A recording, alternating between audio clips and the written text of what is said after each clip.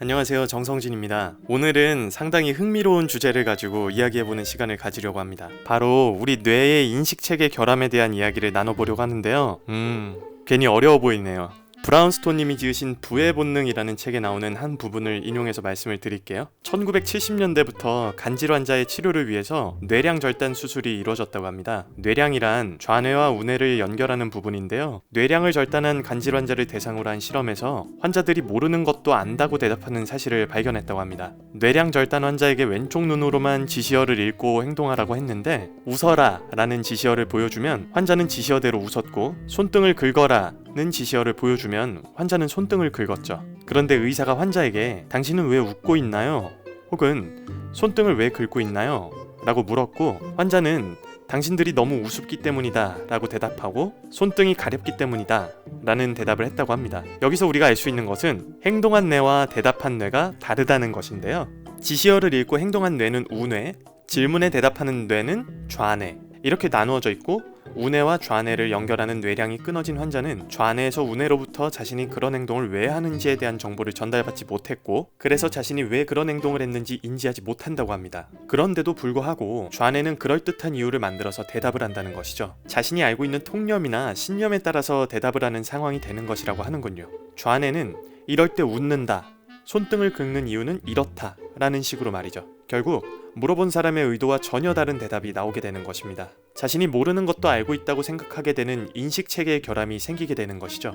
하지만 이것은 비단 뇌량이 절단된 환자에게만 나오는 현상이 아니라는 것에서 놀라웠습니다. 바로 평범한 사람도 이런 오류 현상이 나타난다고 하는데요. 그럼 이걸 우리에게 꼭 접목을 시켜봐야겠죠? 이런 현상이 대표적으로 나오는 때가 바로 질의응답 시간입니다. 본인의 무대를 잘 마치고 난 뒤 심사위원과의 질의응답 시간을 가지게 되면 누구나 다 긴장한 상태에서 대답을 하는데요. 이때 인식체계의 결함이 발생하는 현상을 많이 봤습니다. 본인이 모르는 질문이나 본인의 생각을 물어보는 질문에서 흔하게 나오는 현상인데요. 여러분이 대답을 하고 나서 정리가 잘 되지 않았거나 무슨 말을 했는지 잘 모른다면 이 인식체계의 결함이 일어났다고 생각하시면 됩니다. 이것이 왜 문제를 일으킬 수 있냐면 환자의 치료를 위해서 물어보는 것은 의사지만 우리 앞에서 이야기를 듣는 사람은 심사위원이기 때문입니다. 의사는 환자의 치료를 위해서 이런 일이 있을 때 문제를 인지하고 치료를 도와주지만 심사위원은 이런 상황에서 우리를 도와주지 않거든요. 질문에 대해서 우리가 평가를 받는 상황이기 때문입니다. 그렇기 때문에 여러분이 질의응답에 있어서 반드시 취하셔야 할 포지션 중 하나는 모르는 것엔 잘 모르겠다고 솔직하게 대답한다입니다. 모르는 질문을 대답하려고 억지로 이야기를 이어가면 오히려 마이너스가 되는 경우가 정말 많기 때문에 인식체계의 결함을 극복하기 위한 훈련을 꾸준히 해주시면 좋을 것 같습니다. 대학교에서 어떤 질문이 나오는지 체크하시고 준비하시면 도움이 많이 되실 것 같아요. 저 역시 심사위원으로 있을 때는 많이 보게 되지만 배우로 활동을 할 때 이런 경험을 굉장히 많이 겪게 되는데요. 예를 들어 감독님이나 연출님과의 대화에서 제가 정확하게 분석을 하지 못한 부분이 있는데도 불구하고 저의 생각을 계속해서 이어나가다 보니 말을 많이 하긴 하지만 말을 하면서 정리를 하게 되는 경우가 꽤 있었습니다. 그리고 당연히 그 씬에서 저의 분석과 연기에서의 설득력은 많이 떨어지게 되는 상황이 발생을 하고요. 작품을 하면서 여러분에게 이런 일이 일어난다면 감독님 혹은 연출님과 충분한 이야기를 통해서 현재 내가 부족한 점이나 해석에 대한 오류를 수정할 수 있겠지만 만약 이게 오디션장에서 나타나거나 입시 시험장에서 나타나면 우리에게 분명히 마이너스가 될 수밖에 없습니다. 영화를 준비하시는 분들은 감독님들이 캐릭터에 대해 질문을 하시는 경우가 있거나 즉흥적인 상황을 요구하기도 하시는데요.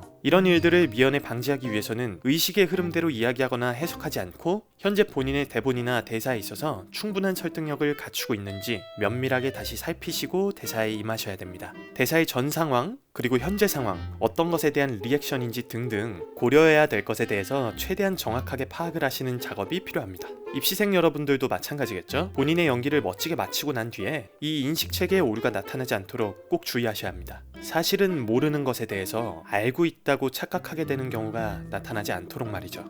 그리고 무엇보다 가장 중요한 것은 모르는 질문이 나오지 않게 지금부터 준비를 하는 것이겠죠?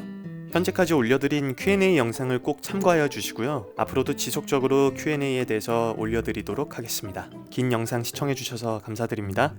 그럼 축하합니다. 합격입니다.